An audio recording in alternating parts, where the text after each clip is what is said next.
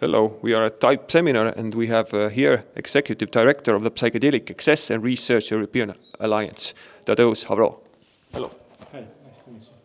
So what would you say is the most efficient framework of regulations for the psychedelics use in medicine? Yeah, so you mentioned this in medicine, so we believe that the most efficient way for people to benefit from psychedelics is to have them regulated as regular medicines, as medicinal products, and have them available as part of the formal healthcare delivery. So our mission really is, in the future, for people to have a choice. A lot of people have mental health conditions and they are not helped with existing treatments, and we'd like them to have more options and to have as one of the options psychedelics available, recommended by the doctor they trust, the place where they live, and reimbursed by health insurance. But the big question is how to deal with risk management. Yeah, this is a big issue, which is not, by the way, just specific to psychedelics.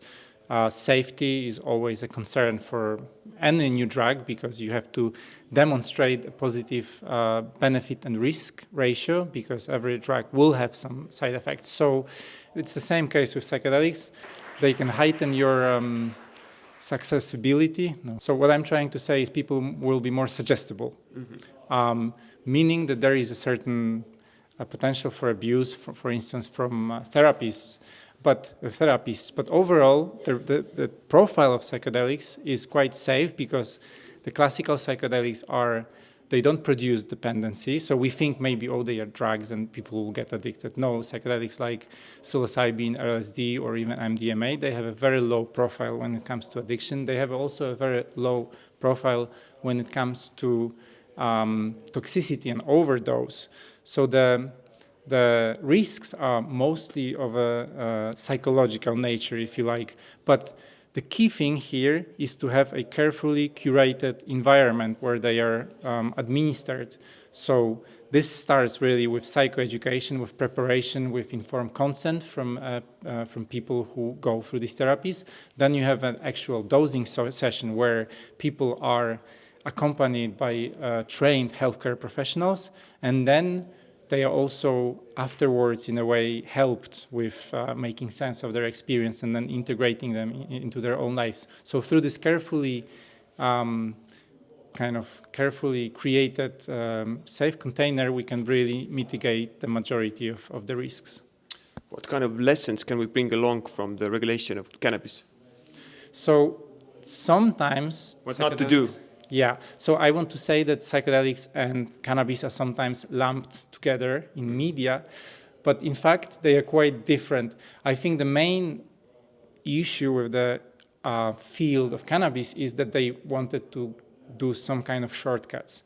We don't see the activities at the level of science and clinical trial with cannabis. Cannabis wanted to kind of find a shortcut as a novel food. The major difference between these two fields is that psychedelics are seen as kind of pharmaceuticals that have to go through the same process of being shown to work and be safe as any other evidence-based treatment that we have, any prescription medicine. So this is, for me, the main lesson. Let's not make shortcuts. Let's really make sure that these treatments are properly, thoroughly researched so that we understand their safety and risk benefits, and then can make informed choices as part of the future healthcare delivery. What would you say is the most promising area in the psychedelic research?